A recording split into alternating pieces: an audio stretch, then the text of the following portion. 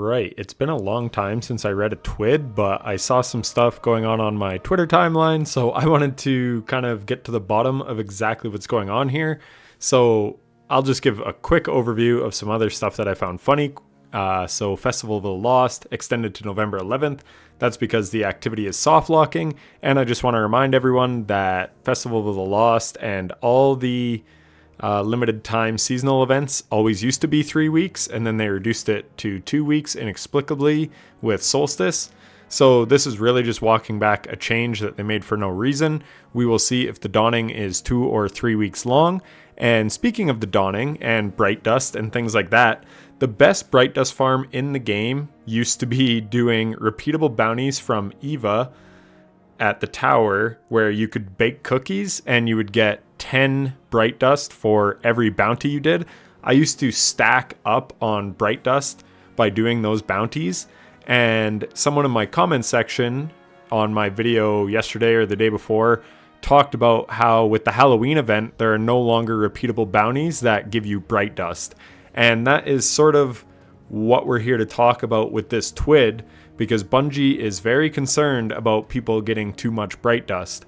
So basically, they say they're introducing this orders system come Renegades. So for a long while now, Destiny 2 has had most of its XP, Bright Dust, and economy-based awards behind systems that require specific activities, objectives, or loadouts to complete. While these systems could be fun, it could often feel like you weren't regularly rewarded when playing other pieces of content throughout the game. This is true, but they used to also have repeatable bounties for things like Crucible. So I remember Cami Cakes always had a ton of Bright Dust, and all the players, ATP, he also had a ton of Bright Dust, probably from repeatable Nightfall bounties. So Cammy was a PvP guy, could do it through repeatable Crucible bounties, and ATP could do it through Nightfall bounties. Now they got rid of those. And right now we have the seasonal challenges in place, and I'll go over to that in a bit when I load up the game. But basically some of those could be retroactive, and you could wait till the end of the season to really farm all them out. Where with this orders system, basically they're trying to time gate your Bright Dust rewards now. So yeah, repeatable bounties, you could do them as much as you wanted, anytime. Now these orders work on a weekly and quote-unquote seasonal reset system, even though they call seasons the expansion and the thing that drops after the expansion, which was quite funny to me. But basically they say, how will they work? Orders will be part of the improvised seasonal hub that's launching along with Renegades. While you'll see your active orders in the portal main screen, the new overview tab in the seasonal hub is where you'll also find them alongside your daily and weekly objectives, as well as the weekly rewards. So real quick, I just want to bring up a tweet that I thought was funny, because I made this tweet basically just saying, talking about the Bright Dust thing, but then I say, as a side note, this is a problem with D2. Instead of focusing on how to make their game better, they're focused on how they can limit the amount of Bright Dust players can acquire. This system clearly had lots of time and effort put into it, wrong priorities entirely, and it's so true. Why are we wasting time reinventing the wheel for the third time in 3 years? Or in 2 years, I should say, because the Final Shape had Pathfinder, so we had whatever was before Final Shape, then you had Pathfinder. That lasted just barely a year, from June 2024 to July 2025. And then we got the portal, and then you have whatever's going on with Bright Dust since Edge of Fate. So yeah, this tweet made me laugh. Bungie creating another UI rework instead of actually making new content. And this guy, Chungus, says, another shitty reinventing of the wheel no one asked for. Classic Bungo. Exactly. Where are our priorities? Why aren't we making fun and engaging content? Why are we so worried about reinventing this? Well, I'm going to break it down for you. So one thing that I do like, there's actually a lot to read here. I'll just let you read that on your own. But they do say right here, so don't worry, if you don't like one of your current orders, you can replace it for a random one of the same tier by spending Glimmer. So we have something similar in the game. When you go to, is it 801, has the cosmetic bounties.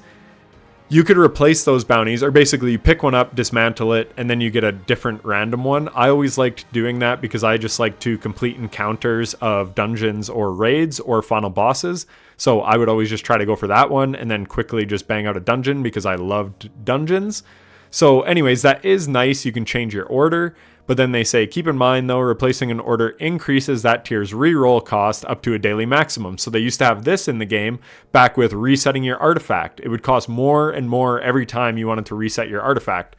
People bitched about that all the time, but they're bringing an increased reroll cost back to the game, not learning from the past yet again. So completing common orders reduces the cost of replacing other common orders until they've reached the default replacement cost. So yeah, we'll just have to see how that works. 250 isn't that bad.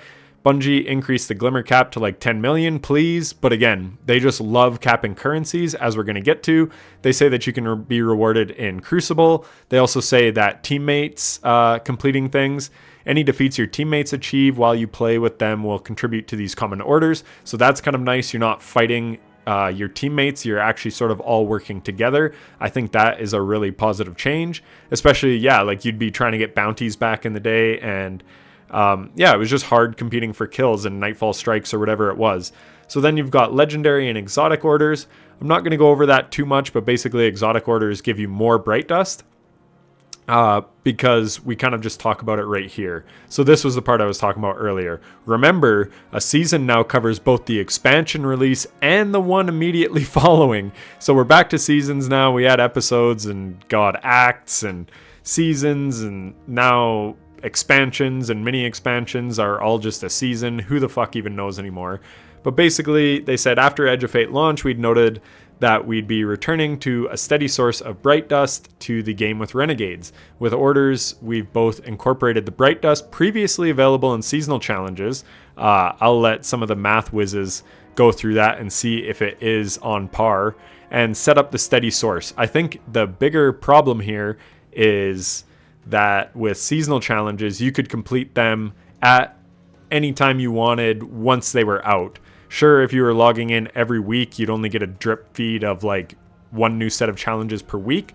But like I said, by the end of the week, you could farm pretty much all of them. Where now they're sort of trying to limit it to a weekly and expansion based system.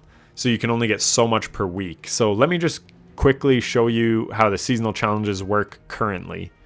Alright, so if we look at the current seasonal challenges, I don't know where 1 to 8 is. I guess they seem to go away now. I'm guessing, when was Ash and Iron? Anyways, this is very confusing. Let me know down in the comments where weeks 1 to 8 are for the seasonal challenges. But basically, the seasonal challenges, some would be retroactive in the past, but then if you waited till like late in the season to really grind, you could knock out a whole bunch of these at once. And you'll see some give Bright Dust, but others don't. But essentially, I could pick up the game in the last week of the season, and I would have a whole bunch of weeks of seasonal challenges to get, and then I could get a bunch of Bright Dust all at once.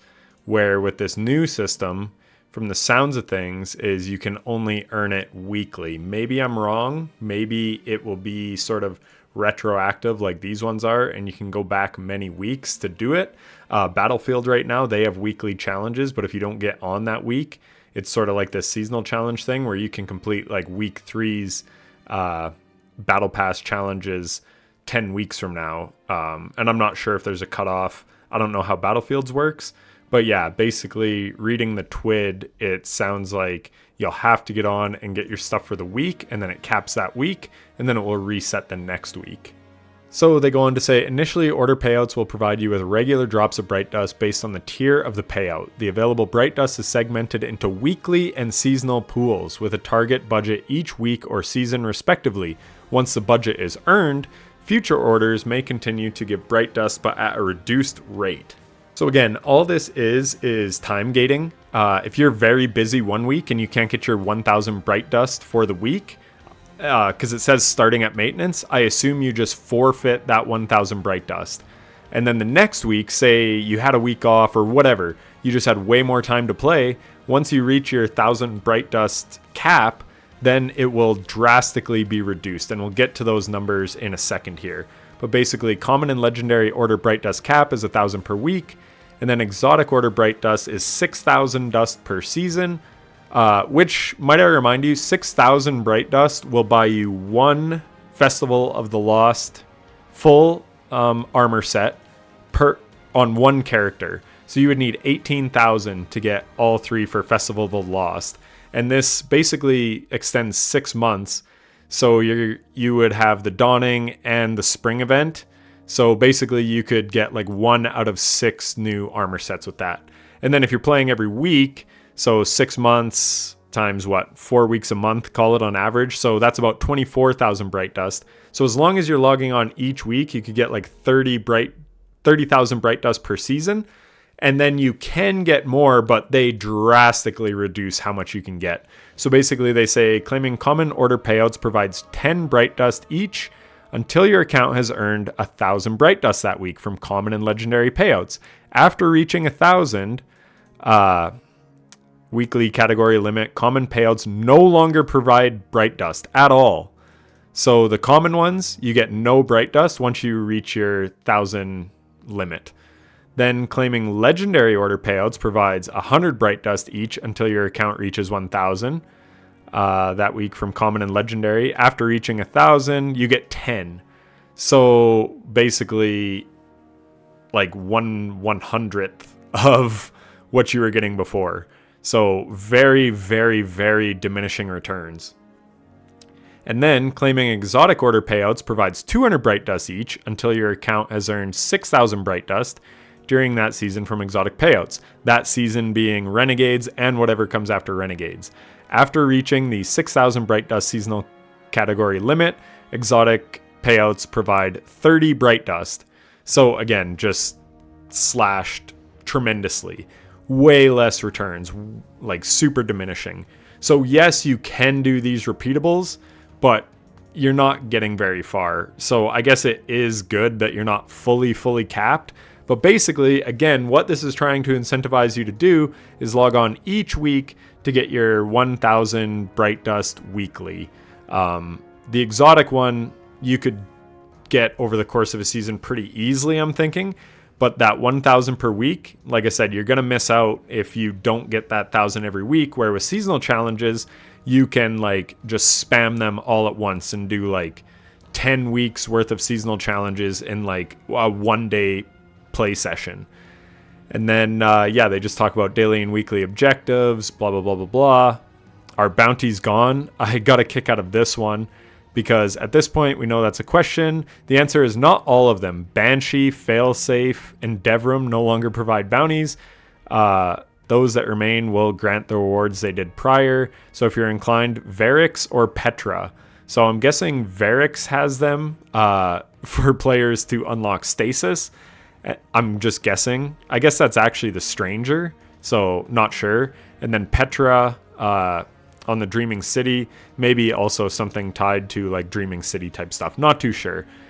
And then here's where their desperation starts becoming kind of sad. Are you a returning player? Like this was already sad that they're trying to limit the amount of Bright Dust you can get while you play. Because again, they just want you to buy silver if you want to get stuff from the Eververse store. But are you a returning player? Read this. To go along with the new order system, we're also introducing new returning player bonuses for those of you who might have taken a break but are looking for a way to get back into the fray. We have 2 very defined goals with this new system: to get returning players up to speed fast and to reward engaged players who are helping them. I think that's actually really good because I know I'd be pretty pissed if I was still playing this slop game and all of a sudden people that haven't played in months are being rewarded more than I am, which they still are, but at least there's some type of incentive to play with your lapsed friends. So players who do not sign in or earn a total of 30 ranks during season 27, so I'm at rank 5 from just playing that very first day when I was getting footage for my hunter build, will qualify for this benefit. These players will be marked as returners, so they get a boon. This boon increases all XP gains for the next 6 months. That's crazy. We don't know what the XP like boon or bonus will be, but still, that's pretty substantial. Completing orders earns you a returner's gift up to 10 per week or until 30 have been earned in total. So again, we don't know what these returner's gifts necessarily are. Well, I guess we kind of do. Returners gifts can earn a suite of one-time gifts with 30 unique rewards upon completing orders. They're limited to 10 per week. Numerous enhancement materials, tier 3 and tier 4 gear, pretty good. Exotic engrams, whatever. 1,000 bright dust. I don't know. I guess that's just like a chunk. So say it's like an engram, you pop your engram and this time it's an exotic, this time it's 1,000 bright dust. Pretty cool. Iridescent engram, these were around at Rite of the Nine. An engram containing a past Eververse item you don't own yet. That's pretty damn nice. If you can actually select what you get, this would be really nice to just get a whole bunch of iridescent engrams or tower pamphlet engram, whatever that is. So then the people, so while playing with someone who has the Returner's Boon and you do not, they will grant you Returner's Blessing. The blessing increases all experiences you earn, so that's pretty nice. Completing activities. Maybe I should sell my account. Anyone want my account so they can boost up for the day 1 dungeon race? You can own my account and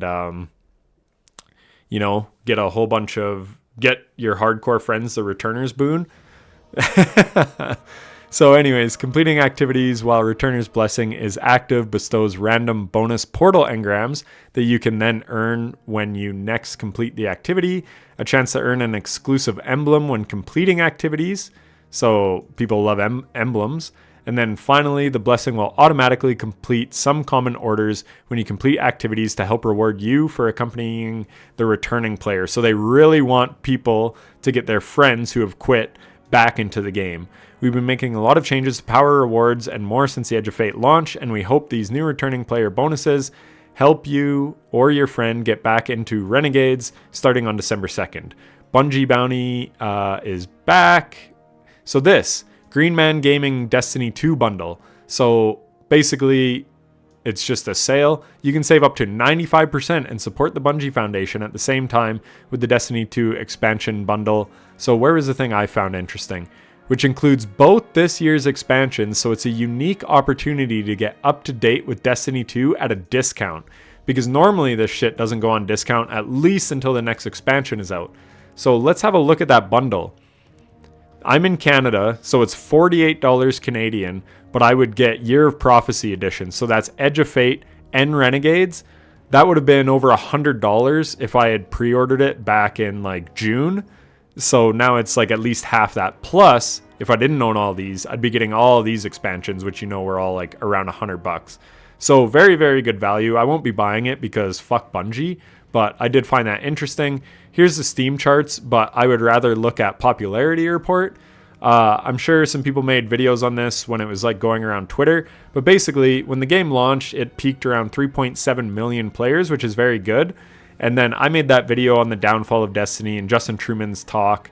And basically he said, it's important to note, that at the bottom of Curse of Osiris wasn't necessarily what they were worried about when they said they'd have to shutter their doors. They were saying if they continued at this rate of decline. So who knows what their actual magic number was for like how many players they need to keep the game sustainable. But basically this is a huge drop from 2.1 million down to like the 400,000 area.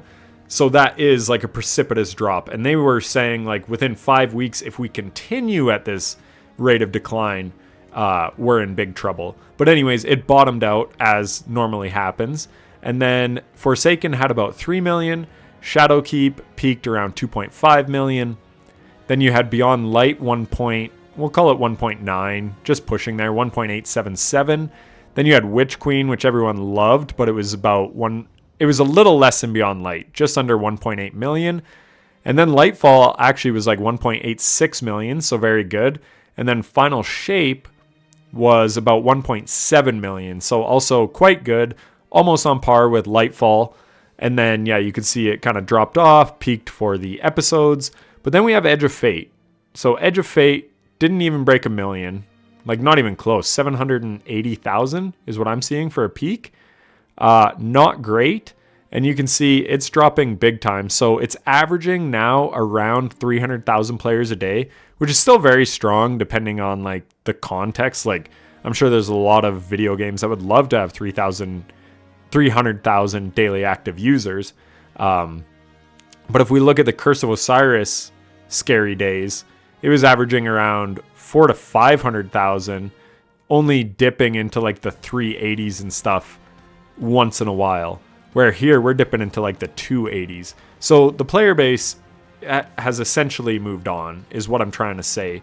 And you can see it in their TWID, how they're promoting the Green Man Gaming thing. They're already putting Renegades on sale, and it hasn't even come out yet.